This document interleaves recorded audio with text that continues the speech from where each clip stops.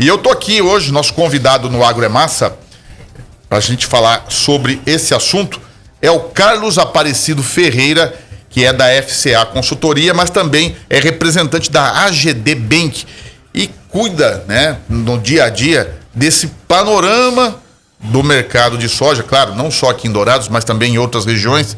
Eu quero agradecer muito ao Carlos, que atendeu ao nosso convite. Carlos, obrigado por ter vindo aqui aos estúdios da Massa FM nessa segunda-feira. Muito bom dia. Bom dia, Ginês. Bom dia, Marcão. Bom dia, ouvintes. Eu que agradeço bastante o convite, poder falar um pouquinho desse momento que estamos vivendo, né? Eu trabalho aqui no Mato Grosso do Sul na área agrícola já faz bastante tempo, desde 1994. Então acompanhei a evolução, várias crises, né? E a última grande crise que nós tivemos na agricultura foi em 2005, 2006. E de lá para cá foram anos muito bons. Então, os agricultores se capitalizaram, compraram muito maquinário, armazém, silo, mais terras, né? Abriram mais terras, a agricultura avançou e tomou muita área que era de pecuária, empurrando esse gado para o Pantanal. Então, mostra como que é próspero o nosso estado, hoje aí plantando quase 4,5 milhões de hectares de soja e milho, aí, um pouco de cana, né? A pecuária e com os etanóis aí, né? Nas indústrias aí.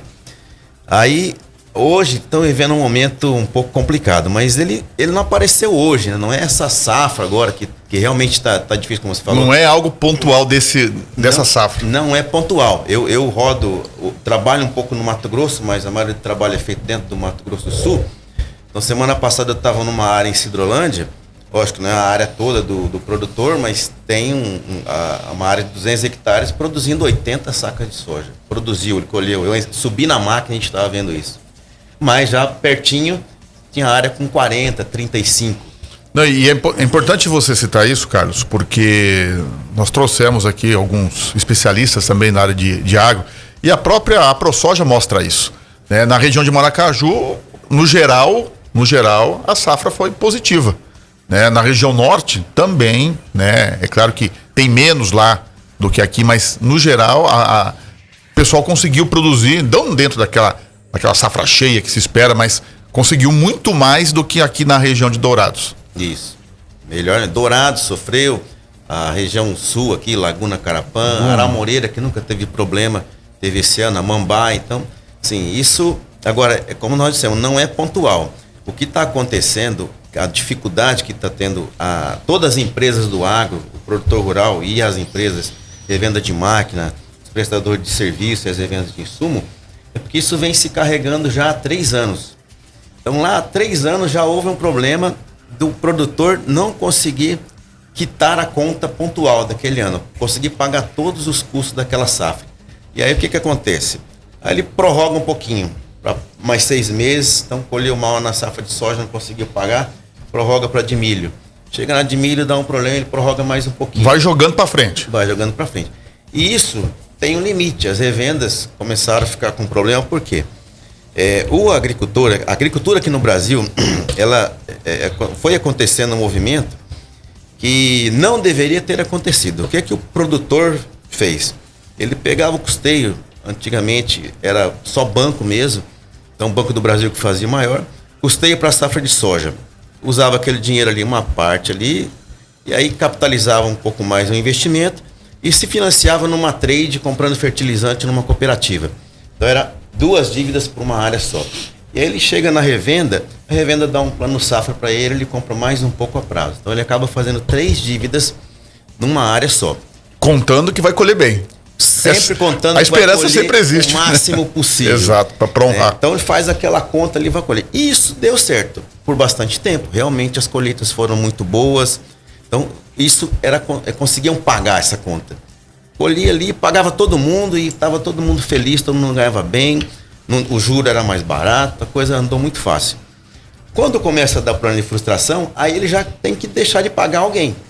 O banco é mais exigente, ele tem que pagar, senão ele toma um protesto, um Serasa, e um agricultor com um apontamento, ele não consegue fazer nada.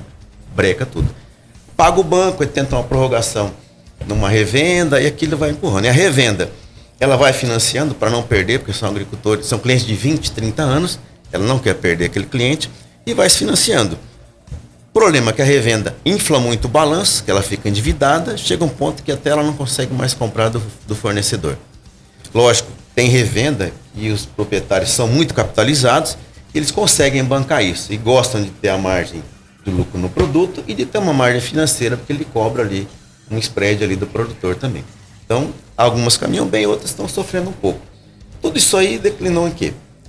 Diminuição do produto, diminuição de investimento na área para produtividade, diminuição de investimento em máquina, e ocorreu que isso aí, a venda de máquina caiu lá embaixo, então a gente está com um problema sério que vem se carregando há 3 anos, que demanda muito dinheiro, porque a agricultura é uma atividade que não se faz sem pegar um dinheiro emprestado, sem fazer um empréstimo de curto ou de longo prazo. Um outro problema grande que tem no Brasil, principalmente no Mato Grosso do Sul mais, é o endividamento de curto prazo.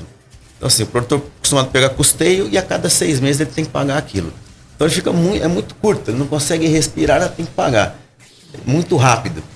No Mato Grosso se usa uma política diferente de crédito. Os agricultores aprenderam a pegar dinheiro de longo prazo, 5, 6, 7 anos. Então isso dilui esse pagamento, ele não fica tão enforcado caso dê uma frustração, ele consegue pagar com facilidade. E qual modalidade que é essa?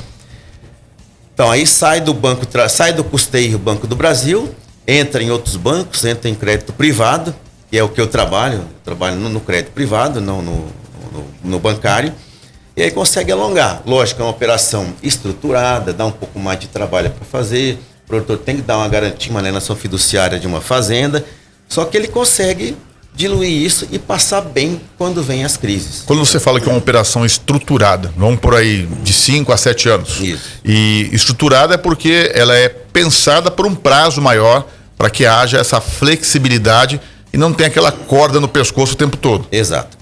A diferença da operação bancária é que se o agricultor chega no gerente do banco e fala, olha, eu preciso aqui de um custeio. O gerente fala, olha, eu tenho isso aqui, tem um pacote pronto, tá na prateleira, quer, pegue. Que é comum para todo mundo. Que é comum para todo mundo, igual. Só analisa lá a questão do agravo do crédito, como é que tá.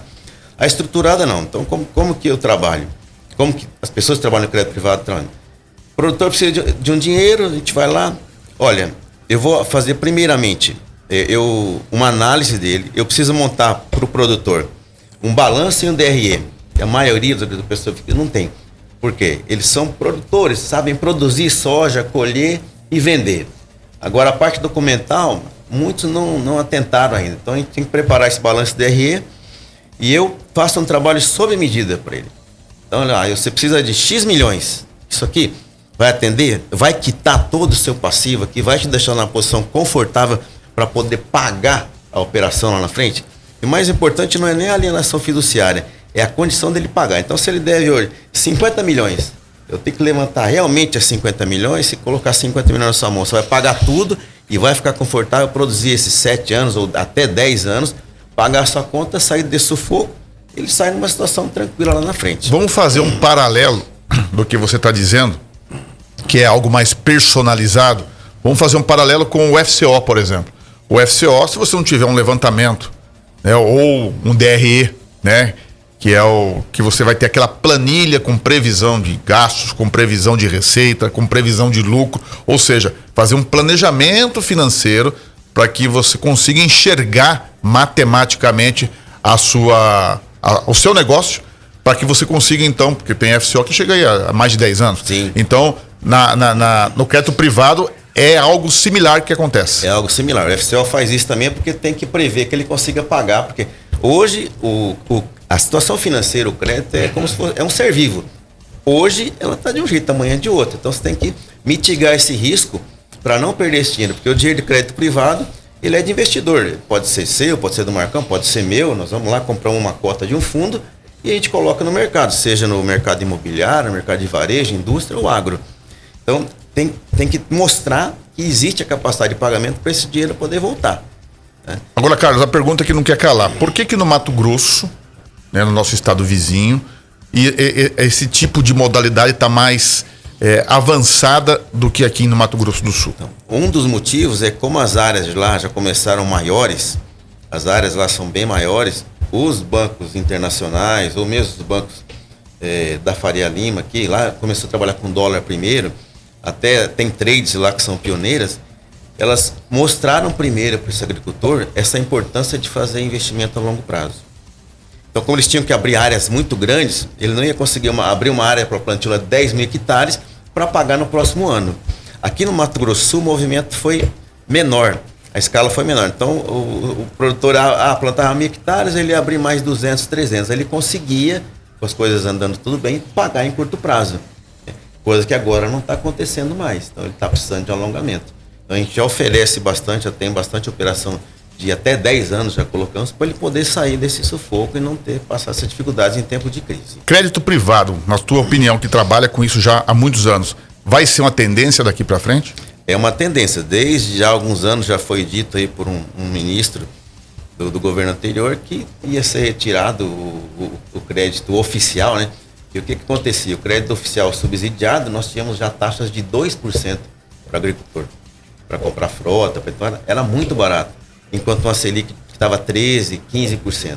Então, um descasamento é muito grande. Alguém tem que pagar essa conta, acaba caindo no bolso do consumidor. Então, o Banco do Brasil, o BNDES soltou ano passado, o custeio agrícola foi de 400 bilhões.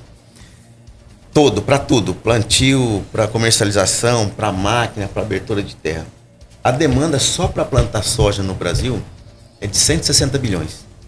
Então, mais cana, mais pecuária, mais maquinário, investimento. Então, esse dinheiro não atende. Precisa ter... Parece muito falando em volume, mas para atender todos os segmentos, todas as áreas. Para atender 45 milhões de área de soja e milho, mais 2 milhões de cana, então não consegue atender. Então, o agricultor se obriga a ir para o crédito privado. O que estamos enfrentando hoje? Eu já fiz operação de 5% ao ano no crédito privado em dólar. O que está acontecendo agora? O governo está sendo um concorrente de quem está tomando crédito. Então, como o governo está pagando muito juro, está pagando juro alto, o investidor, então você tem lá um CDI que deve chegar a 14,25, você vai investir lá dinheiro, você quer ganhar aquilo ali que é o CDI. Se você for investir num fundo que vai atender a agricultura, é um pouco mais de risco, quer ganhar aquilo ali, mas no cupom que é 2%, 3%. Então o produtor está pagando hoje o CDI mais 3%, 4% na operação. E tem que pagar, porque senão o fundo de investimento, quem está fazendo a gestão, fala, eu empresto para o governo que compra o título público sem ter risco nenhum, risco zero, quase zero, e não precisa analisar crédito, ir num cartório ali na fazenda, ter aquele risco, ter que movimentar lá, viajar para o MS, o Paraná, para o Mato Grosso, para Roraima, e dá muito trabalho e eu preciso ganhar mais. Então por isso que o juro está muito alto nesse momento. Carlos, eu quero agradecer. Conversei com o Carlos Aparecido Ferreira, da FCA Consultoria e representante da AGD Bank aqui no Mato Grosso do Sul e também em outros estados. Você trouxe um segmento de mercado hoje, né, uma análise de mercado que é muito interessante para que o agricultor também comece a enxergar, né? Esse é um dos propósitos também do AgroEmassa, trazer outras visões para que ajude ao produtor a escolher, a pensar e saber que existem alternativas, né, Carlos? Esse é o mais importante, para que ele consiga enxergar, olha, ali pode ser uma saída, ali pode ser uma vantagem. Essa também é a ideia, né? Isso aí.